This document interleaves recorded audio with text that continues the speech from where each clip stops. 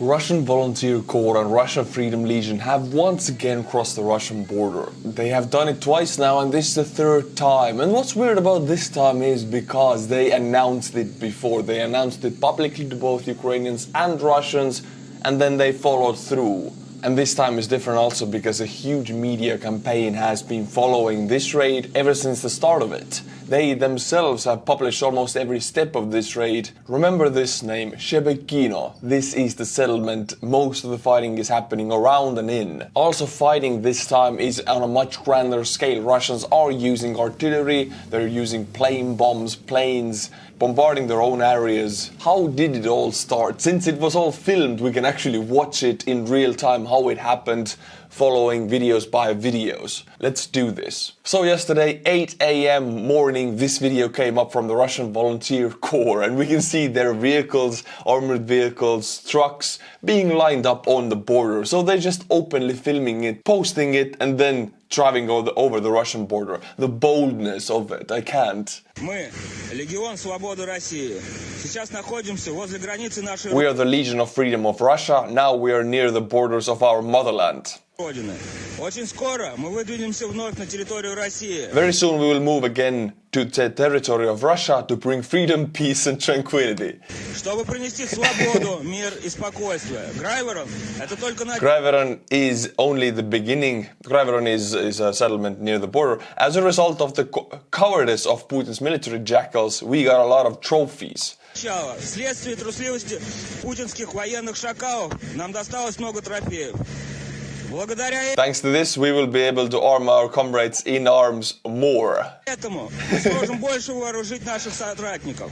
We're going to liberate all of Russia, from Belgorod to Vladivostok. Whoa, big promises. In order to raise the white flag of freedom in Moscow. Well, white, blue and white is their flag. Всю Россию, от Белгорода до Владивостока. Для этого, чтобы в Москве был поднят бело-синий-белый флаг свободы. They're promising to take Moscow and Vladivostok, the whole of Russian territory, before they go into Russia. This was published. These guys are bold. As we can see, they have machinery, they have weaponry, they have vehicles. If I look at their personal equipment, there's armor, glasses, walkie-talkie, Western rifle, they have everything. But that's not it. This time they are supposed to have T-72s, Mi-8 helicopters and also Mi-24. And it is rumored that they got these as trophies from the last raid.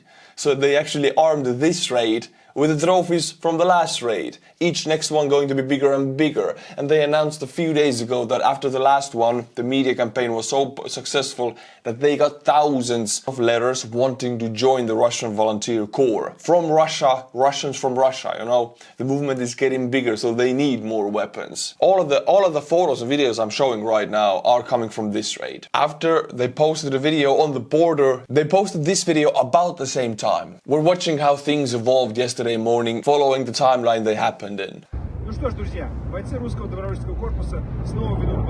Well, friends, the fighters of the Russian Volunteer Corps are fighting again on the territory of the Russian Federation.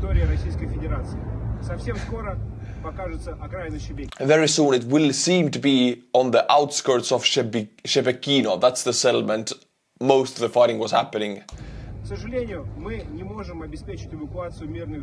Unfortunately, we cannot provide evacuation of the civilians from the border areas. They have publicly and openly said that civilians go to the basements and don't be afraid because we are fighting against military only. They have said this many times. They don't want to aggravate the civilians because angry Russian civilians can be weaponized Russian civilians against Ukraine. So they want to keep them on their side if possible.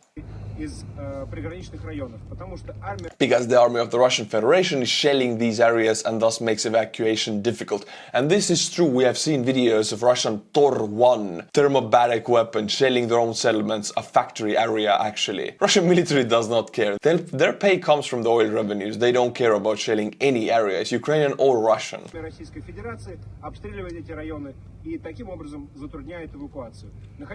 Stay at home, do not worry, the fighters of the Russian Volunteer Corps do not fight civilians. They say that in every one of the videos almost.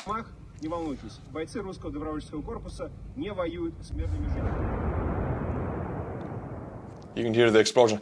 What is weird, always, from the beginning of this war, you have seen Ukrainians and people fighting on the Ukrainian army with these neon yellow duct tape on their arms and helmet, and it goes against everything we were taught in the Estonian army to camouflage and all of that stuff. But I cannot say anything because this war is modernizing and changing everything we know about war. United States instructors will be learning from Ukrainians if when this war is over. So I cannot say, oh, this is wrong or you need to camouflage. No, Ukrainians are incredibly good at fighting Russians. Infantry versus infantry, Ukrainians win any day. So I guess if they need this yellow neon tape, we're gonna put it on ourselves also. At the same time, when they were driving to Shebekino, already fighting some Russian border guards, this video emerged of Russian officials in Shebekino near city council burning their documents in the fear of Ukrainians discovering them. Why do they need to burn these documents? I don't know, but it reminds me of what the Nazis did before the concentration camps were liberated. 1 hour later, we get a video from the Russian governor of the Belgorod area. He seems really afraid of the Ukrainians or the Russian volunteer corps. Let's watch. Недоброе утро выдалось в Белгородской области, в Шебекинском округе. Not a good morning. I am in Shebekino district. An endless shelling from the side of the armed forces of Ukraine. Непрекращающийся обстрел со стороны вооруженных сил Украины. 8 people are wounded, no dead. 8 человек раненых, погибших нет. Противника на территории Белгородской области. There was no enemy on the territory of the Belgorod region. Well, he's wrong about that. The Russian Volunteer Corps was around and in Shebekino. Не было и нет. Вооруженные силы. The border guards of the Federal Security Service of the Russian Guard are on the scene. That is wrong, because from the Russian Volunteer Corps we found out that the border guards ran. They ran and abandoned their positions. I mean, the Russian Volunteer Corps simply drove over the border on the roads, and if they encountered some minor resistance, they shot back a little bit and the Russians ran.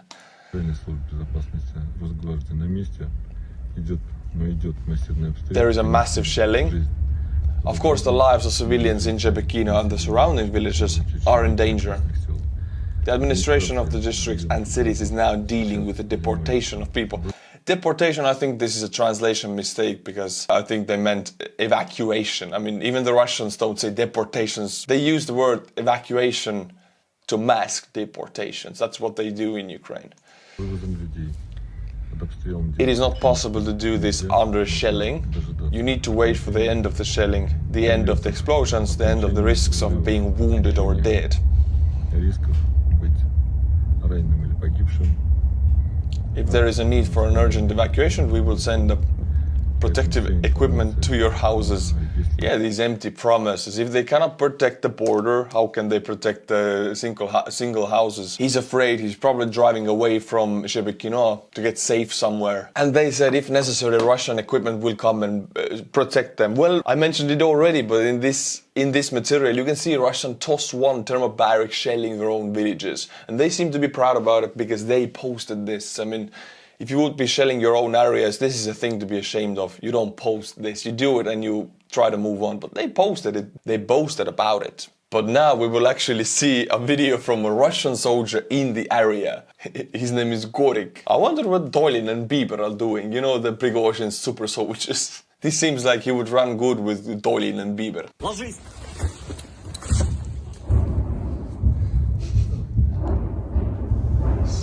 Грады работают по Шебекино.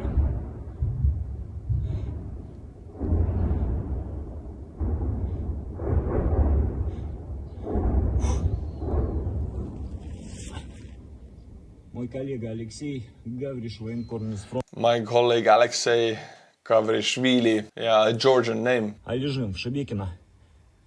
We're lying in Shebekino, on the ground, under Ukrainian artillery. Один за другим. Flies on other. Шебекино, Белгородская область. Мы уже на машины реагируем. Достаточно испуг. It's quite frightening because the city constantly flies. I think they mean under artillery fire, a package of grads. Well, we cannot say if it's the Ukrainians or Russians because we just saw a video. I couldn't show it, but we have material of Russians using grads against Shebekino, so we don't know if it's the Ukrainians or Russians.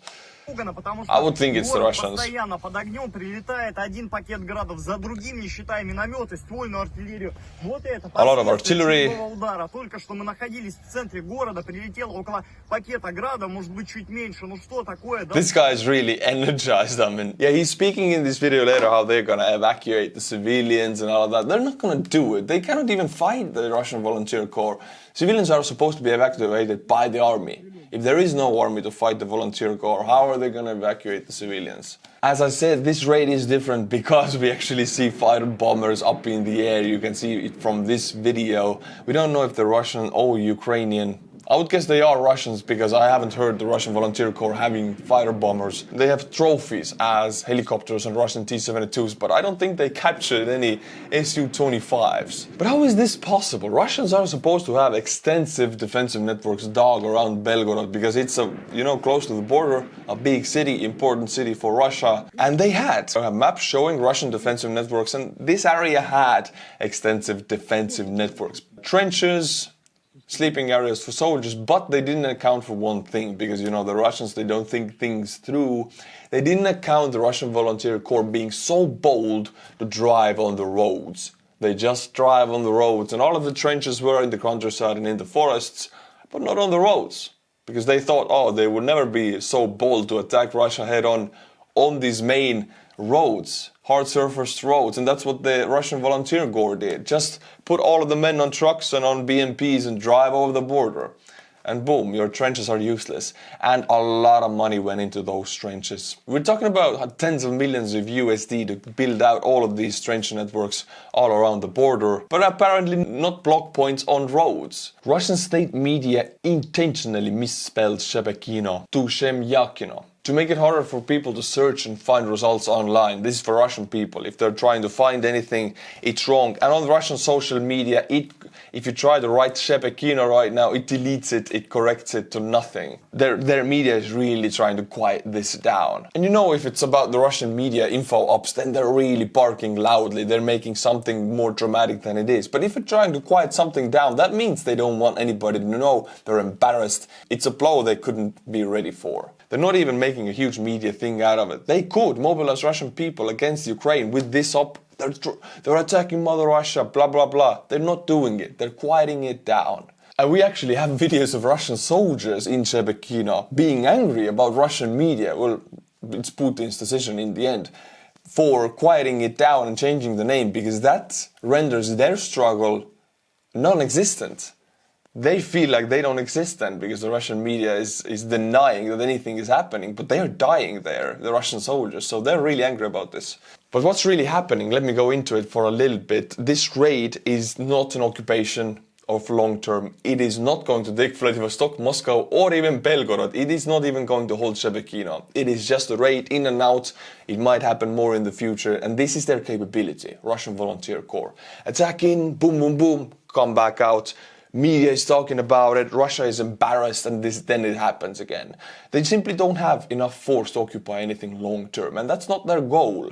Their goal is to get the whole of Western and Eastern and every kind of media in the world to talk about this. Because before the media was talking about Russian shelling of Kiev, Kharkiv, all of these cities, now they're talking about Ukrainian raids into Russia, which is taking initiative on the battlefield, making Russia react, and taking initiative on the media and information war. And how we know it's working? Because we actually have videos and photos of Russia moving their reserves into Belgorod. We have convoys of tanks on trains going to Belgorod area. That means they are reacting to the Ukrainians, meaning the initiative is slowly being pushed to the Ukrainian hands.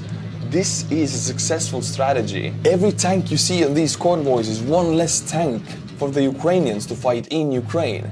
That shows this is incredibly effective. Later we got this photo, it was a video actually, of the main administrative building in Shebekino, Lenin Street, burning. I mean, this is the symbol of power in this settlement, and it's 1 to 2 day raid and it's already crumbling. I mean, these areas don't seem to have a strong grip of Russian central power. It's so easy to take them. It is a lot harder to keep them long term. This is why I think these raids are very short, 1 to 2 days, maybe 3 days. The goal is not to fight these reinforcements. The goal is to tie them down. So if you see Russian Volunteer Corps pulling out, don't think for a moment that this is a sign of weakness or this is, oh, we failed. This is great success. Pulling out with no big losses, that is the goal.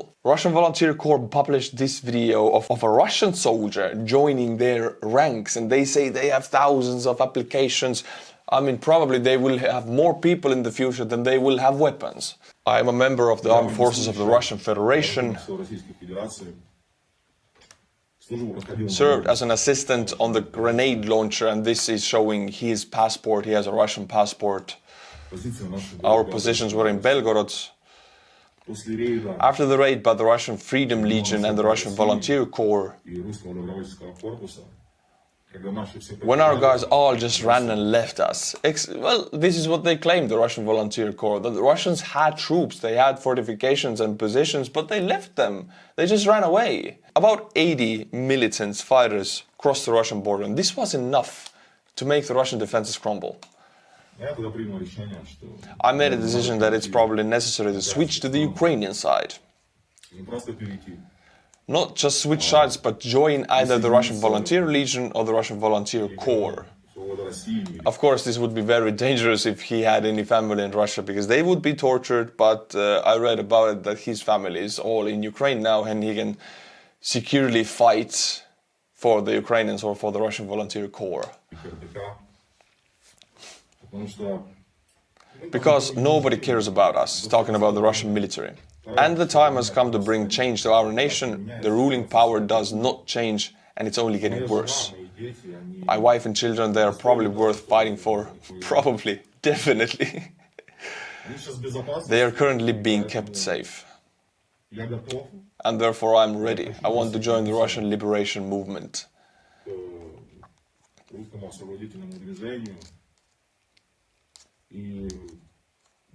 And call on my former brothers in arms, Russian military service members, to do the same.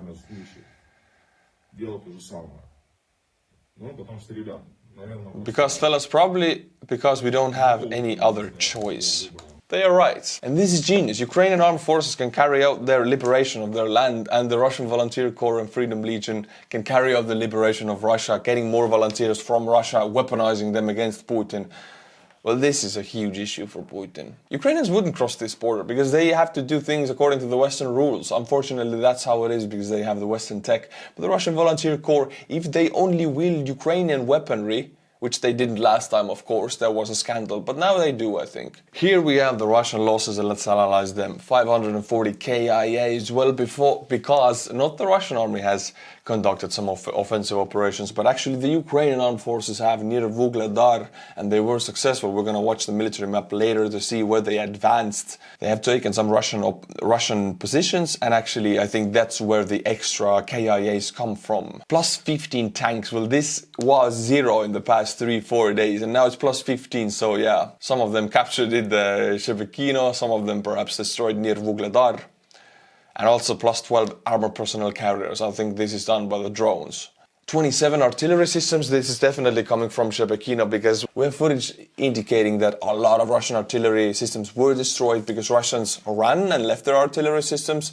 And since the Russian Volunteer Corps of the Ukraine couldn't take these, they destroyed them. 6 UAVs and 10 cruise missiles, well, that's not really a lot, and 28 vehicles and fuel tanks. It's very good to watch these losses because every time you see these numbers, they indicate different operations. So this is the military map. This is Vuhledar. I'm sorry for the Kirillitsa, it doesn't allow me to change right now. This is the settlement of Mikilske. This is Pavlivka, and as you can see, there is a road from Vuhledar to Pavlivka, Pavlivka to Mikilske, and Mikilske to Volodymyrivka. It's hard to say these names. Well, Ukrainians striked this blue area. As you can see, they took some positions, some strips of forests here, some Russian fortifications. They drove the Russians out. The thing is, I'm guessing Ukrainian goal would be to take Volodymyrivka because that would cut off the road to Mikilske and Pavlivka. Of course, those Mikilske and Pavlivka have roads going to the south. They would not be surrounded in any way, but that makes reinforcing those settlements a little bit more difficult. And from Volodymyrivka, if Ukrainians capture it, they could strike west, cutting off those roads and therefore surrounding some of the Russian units.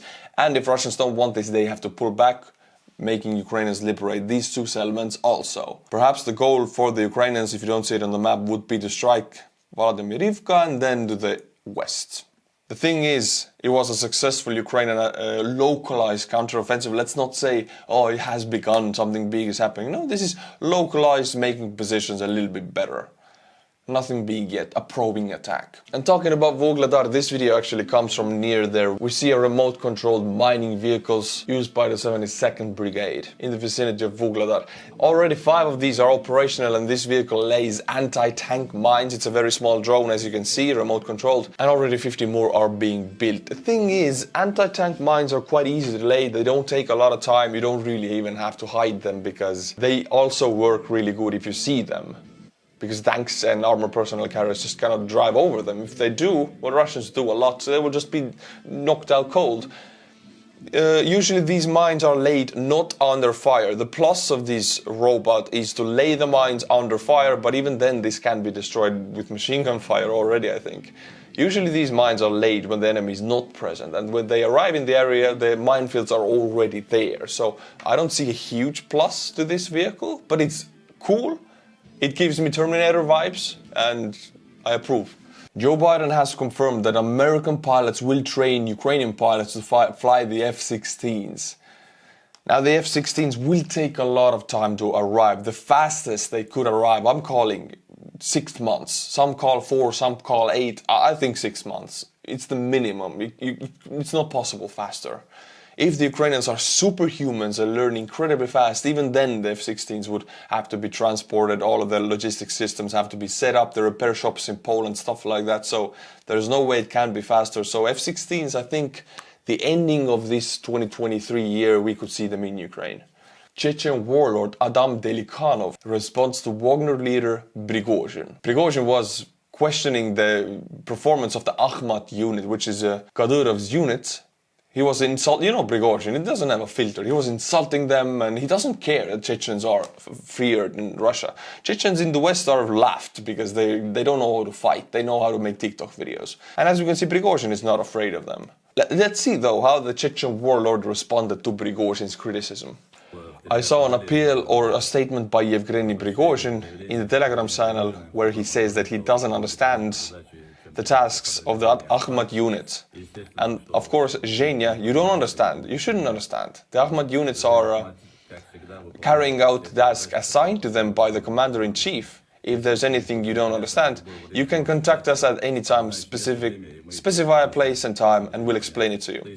You don't understand. You've become a blogger and are shouting to the world that we only have problems and that there is no ammunition, and so on and so forth.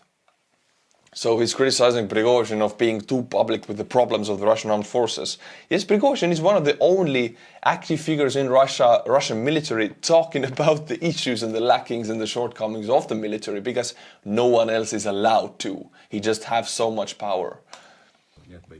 Everyone should understand how difficult it was in the early days, starting from Hostomel, and the main task was Mariupol. When at difficult times, it had to be solved. This warlord, I guess, remembers, because Kadyrovites were really active in Mariupol, and they lost a lot of fighters. They lost a lot of fighters near Kiev, because Kadyrovites don't know how to fight. This is why we don't see them in battle anymore, because everyone in Russian army and everyone in Chechnya sees that they're useless. They're completely useless soldiers who know how to make videos of shooting in the air. That's what they do. I don't know why, don't ask me. But in Russia, there's somehow this myth of Kadyrovites being very good and very scary men with big beards. Well, they're TikTok influencers. Despite all the difficulties, together with the Ministry of Defense, the National Guard of Russia, the DPR, with all the units, together we solved this problem when the whole world was shouting that it would be impossible to do so. We did not talk about the problems, about the difficulties of solving it. Stop talking, shouting and yelling. Tell us the place, where, what, and we'll see each other, as Ramzan Kadyrov said. And we'll resolve any problems face to face. So he's calling out Prigozhin to fight, basically, face to face. I mean, what the hell? The people in our society, they don't understand anymore. Many questions why you're shouting about the second or the third army. Sorry about it, the subtitles are weird here, but I'm not going to even watch any further. He's rambling, but the thing is, he's calling out Prigozhin. But Chechens, they're bygone. They're the thing of the past. Chechens really had some punching power back when Putin was fighting them in the Second and First Chechen War. When Dudayev was leading them, then the Free Chechnya, those were the fighters. They were afraid. They were feared by the Russians. But now these Chechens, it's just a myth of those OG Chechens. That's the myth of them. Because Ramzan Kadyrov's Chechens are TikTok influencers. No reason to be afraid of them. Very easy to destroy. There surfaced a video now in the Russian Telegram channels about Prigozhin's children. 2 children, Pavel and Veronica, and they're singing a song, and I want to read the subtitles of this song to you because they're the children of one of the most richest men in Russia. And let's see what the song says. They're dressed in military uniforms over the campfire. Dima, let's do it. Okay, the song is saying, you're asking for a change from a public catering. You're the bad word, and I am the elite. And they're singing it right now and waving their hands. You're a blobfish, I am a killer whale. I'm in the casino plus blackjack. You're a beggar, you scrub the floor, I eat lobsters. I'm an oligarch, and you're just a bad word.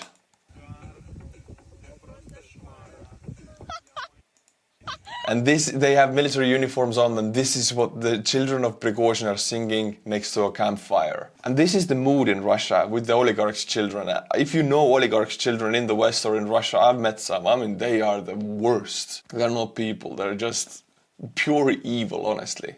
And it seems like Prigozhin's children are no different. Well, like the father, like the son.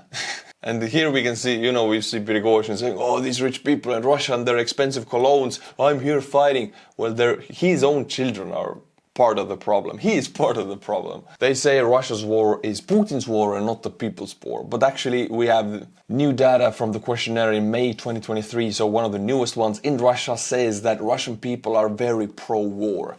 Very pro-war is a big percentage, and then somewhat pro-war is also a very big percentage. And against war is very small percentage. People are for this war. They're totally accepting the Russian propaganda. So I remember at the beginning months when I was saying Russian people have a responsibility. I got Western people saying to me, oh no, this is Putin, don't blame the people.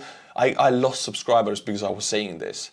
And now we see it is the truth. It is the Russian people are the problem. It's not only Putin. Fish rots from the head, but in this case, the people are sheep also. They have the collective responsibility of this war. Here you can see a Ukrainian cat in Kiev subway under the shelling of the Russian armed forces.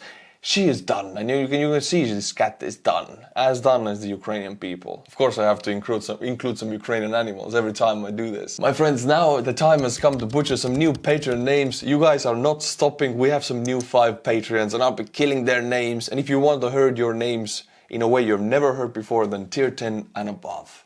Ned Christiansen, Christer Strandh, Edvard Nielsen, easy so far. Rogue, Levi Brand. Thank you to these 5 people, and in the next video I'll be reading the next 5 people. If you want short and compact news about the war in Ukraine 3 times a day, you'll get it in my Twitter account. Links in the description below. Also very cool visual footage photos in my Instagram account. Link is also in the description below. And until my next video, my friends, Slava Ukraini.